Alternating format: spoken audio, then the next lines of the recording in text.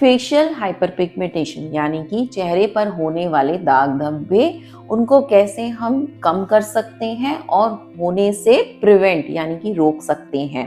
तो सबसे पहले जरूरी है जानना उनका कॉज, कारण, किस कारण से हैं। यदि वो नॉर्मल है, एज के साथ आए हुए हैं या तो उनको ठीक कर सकते हैं और मेंटेन करना भी जरूरी है। अदरवाइज यदि अगर किसी कारण की वजह से हैं, कुछ दवाइयों की वजह से या फिर किसी बीमारी की वजह से हैं, तो उस कारण को ठीक करेंगे ताकि हमें अच्छा लंबा असर मिले, यानी कि अच्छे लंबे समय तक हमारे दाग धब्बे कम हो सकें। दूसरा जरूरी है जानना कि वो ऊपरी ऊपरी हैं या वो गहरे हैं।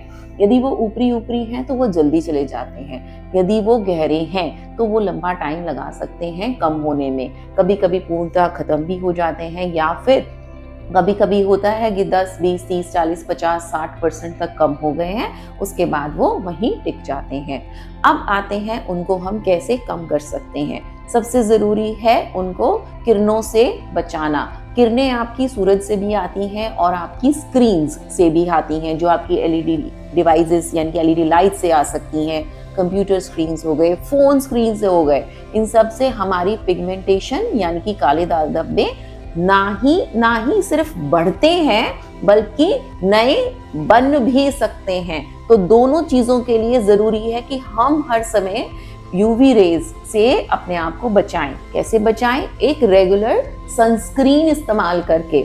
सनस्क्रीन जरूरी है, हाँ, सुबह 9 बजे से लेके कम से कम शाम के 3-4 बजे तक जरूरी है कि हम सनस्क्रीन लगाएं।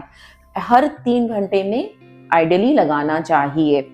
यदि हम बाहर जा रहे हैं तब तो लगाना ही लगाना है 15 मिनट पहले निकलने से।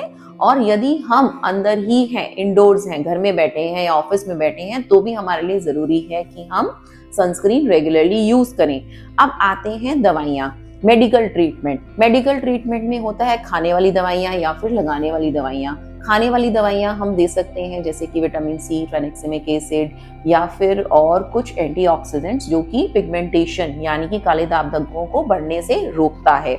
दूसरा होता है या फिर उनको बनने से भी कम करता है। दूसरा होता है डीपिगमेंटिंग क्रीम्स, लगाने वाली क्रीम्स, जिसमें कि डीपिगमेंटिंग क्रीम्स आती हैं और कुछ एक्सफोलिएटिंग क्रीम्स आती हैं जैसे कि कोजिक एसिड, अब्यूटिन या फिर हाइड्रोक्विनोन। और एक्सफोलिएटिंग क्रीम्स में जैसे कि कुछ रेटिनॉइड्स आते हैं, ग्लाइकोलिक एसिड आता है। ये चीजें आपके जो पिगमेंटेड बन चुका है उसको कम करने में मदद करती हैं।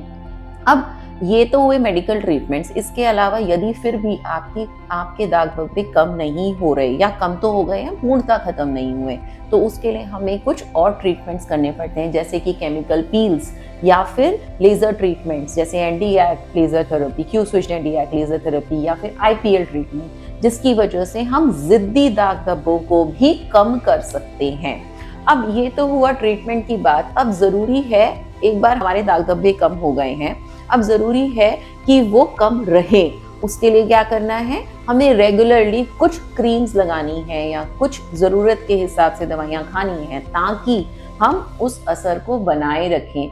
स्पेशली उन केसेस में कि यदि मेरे को एज की वजह से हैं या फिर नॉर्मल है, नॉर्मल फिजियोलॉजिकल, यानी कि इट्स नॉट कोई बीमारी नहीं है, लेकिन नॉर्मली मेरे फेस पे पिगमेंटेशन बढ़ जाती है मेरे लाइफस्टाइल की वजह से, तो हमें कुछ मेंटेनेंस ट्रीटमेंट्स रेगुलरली फॉलो करने पड़ते हैं। ऑल्सो हाँ, झाइयों के अंदर भी हमें मेंटेनेंस ट्रीटमेंट फॉलो करना पड़ता है ताकि ये झाइयाँ हम काफ़ी हद तक या पिगमेंटेशन को हम काफ़ी हद तक कंट्रोल रखें।